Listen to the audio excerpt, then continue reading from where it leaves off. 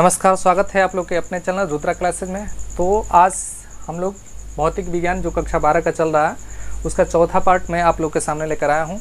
इस चौथे पार्ट में हम लोग पढ़ेंगे वैद्युत विभव के बारे में, बिंदु आवेश के कारण उत्पन्न वैद्युत क्षेत्र की तीव्रता, बिंदु आवेश के कारण उत्पन्न वैद्युत विभव, यानी बहुत सारे टॉपिक आज हम लोग इस वीडियो में कवर करने वाले हैं। तो प्लीज़ वीडियो को शुरू से लेकर लास्ट तक जरूर देखें, और यदि आपको वीडियो ये पसंद आए तो प्लीज़ वीडियो को लाइक किया कीजिए। चैनल पर नए हैं तो प्लीज़ चैनल को सब्सक्राइब कर लीजिएगा। आइए शुरू करते हैं। तो आज का जो पहला टॉपिक है हम लोग का वो है वैद्युत विभव। ध्यान से समझिएगा, वैद्युत विभव यदि कहीं लिखा हुआ मिल जाए विद्युत विभव तो कंफ्यूज होने की कोई ज़रूरत नहीं है, क्योंकि वैद्युत को ही विद्युत कहा जाता है, उसमें कोई कन्फ्यूजन की ज़रूरत नहीं है। देखिए, वैद्युत विभव जो होता है इसके सूत्र से ही इसका परिभाषा दिया जाता है। ध्यान से समझिएगा, वैद्युत विभव का सूत्र क्या होता है। तो वैद्युत विभव का जो सूत्र होता है वो होता है V=W/Q0। याद रखिएगा, वैद्युत विभव का सूत्र क्या होता है, V=W/Q0। V क्या होता है, तो V ही होता है आपका वैद्युत विभव, W होता है कार्य और Q0 होता है परीक्षण आवेश। अब सबसे बड़ी बात ये है कि V तो हम समझ गए कि वैद्युत विभव हो गया, W हो गया कार्य, ये Q0 परीक्षण आवेश। बार बार हम डिफिनीशन में आप लोग को ये बताते हैं कि Q0 परीक्षण आवेश है। आखिर ये परीक्षण आवेश होता क्या है, तो याद रखिए जो Q0 होता है यानी जो परीक्षण आवेश होता है इसको इंग्लिश में टेस्ट चार्ज कहते हैं। ठीक है ना, इंग्लिश में इसको टेस्ट चार्ज कहते हैं और हिंदी में इसे परीक्षण आवेश कहते हैं। आखिर इसका यूज़ क्यों किया जाता है, तो याद रखिए परिभाषा देने के लिए, जैसे वैद्युत क्षेत्र की तीव्रता का परिभाषा दिए तो वहाँ भी बताए थे आप लोग को, और वैद्युत विभव का भी परिभाषा देने के लिए इस परीक्षण आवेश का यूज़ किया जाता है। ये परीक्षण आवेश कैसा होता है, तो ये अल्प रूप से धनावेशित होता है। ये परीक्षण आवेश जो टेस्ट चार्ज है यह अल्प रूप से धनावेशित होता है और इसके ऊपर Q0 यानी इसको Q0 से हम प्रदर्शित करते हैं। ठीक है ना, इसको याद रखिएगा।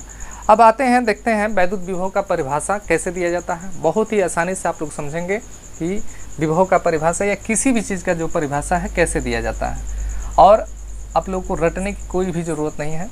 आइए देखते हैं, समझते हैं। सबसे पहले ध्यान से समझिए, जैसे मान लीजिए कि यहाँ पर कोई है वैद्युत क्षेत्र, कोई इलेक्ट्रिक फील्ड है, यहाँ पर एक आवेश उपस्थित है Q, तो इसके चारों तरफ ये जो एरिया आप देख रहे हैं इसको हम बोलते हैं वैद्युत क्षेत्र।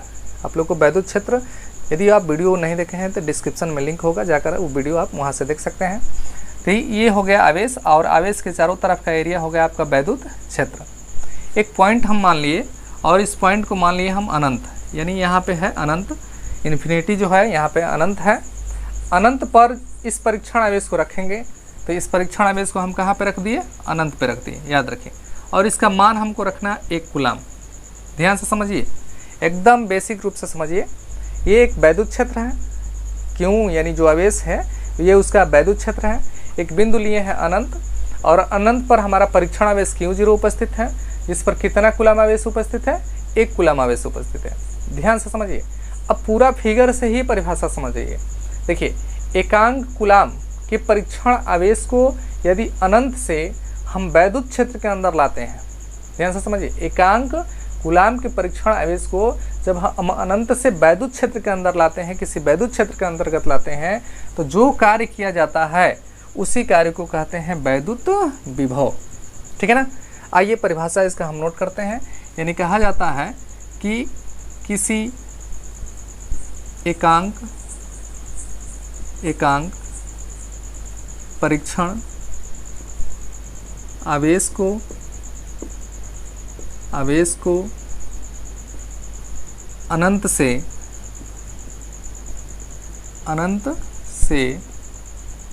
वैद्युत क्षेत्र के अंदर लाने में किए गए कार्य को वैद्युत विभव कहते हैं। वैद्युत विभव कहते हैं। इसे V से प्रदर्शित करते हैं, ध्यान से समझिए। अब तो ये हो गया हमारा परिभाषा। आइए देखिए कैसे परिभाषा यहाँ से भी आप दे सकते हैं। आप ये समझिए, यदि यहाँ पे जो सूत्र देख रहे हैं आप कि V = होता है W/Q0, यदि यहाँ से Q0 का मान हम मान लें 1 कूलम मान लें, तो जब Q0 का मान हम 1 कूलम मान लेंगे तो आप यहाँ से देखिए V जो होगा वो किसके बराबर हो जाएगा, W के बराबर हो जाएगा।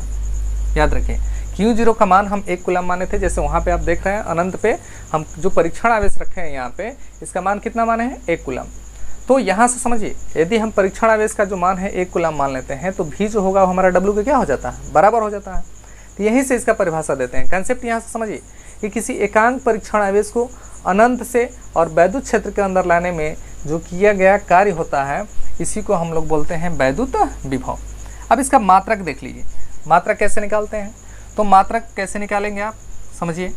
तो मात्रक क्या होगा इसका समझिए, यहाँ पे होगा कार्य, तो कार्य का मात्रक क्या होता है, तो कार्य का मात्रक होता है आपका जूल, और यह है आपका परीक्षण आवेश, एक आवेश है तो आवेश का मात्रक होता है कूलाम। देखिए तो इसका मात्रक हो गया जूल प्रति कूलाम। इसी को हम वोल्ट भी कहते हैं, इसी को क्या बोलते हैं, वोल्ट बोलते हैं।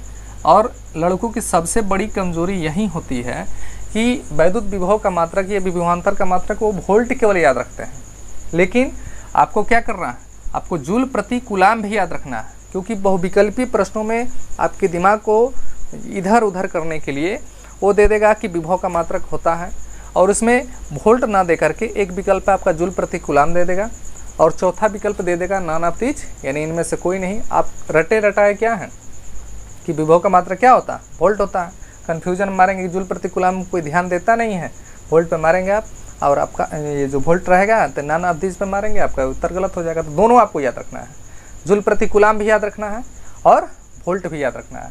तो मात्रक याद रखिए जूल प्रति कूलाम या वोल्ट होता है।